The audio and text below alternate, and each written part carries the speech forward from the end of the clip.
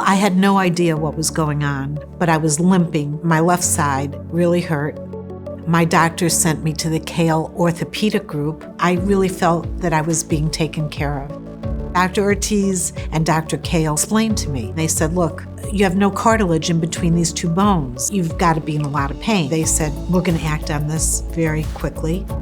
He, of course, explained everything he was going to do in surgery. They showed me, and this is going to be your hip replacement. Hip surgery, once it was done, I was fine. The limping was gone. I was walking around and doing my usual million errands that I do, and with no pain, zero pain, and it never came back, which is amazing. There are no stitches, there are no scars. There's nothing to indicate that I had a hip replacement.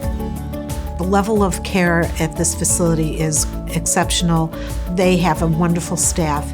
Everything was done at my convenience, and it was done very quickly. And I really feel that Dr. Ortiz did an outstanding job. If you're in pain, if your hip is not right, you have to look into it right away, because there's no reason for you to be in such pain.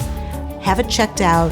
Dr. Kayal and his team really looked into what was going on with me. It was the best decision I ever made.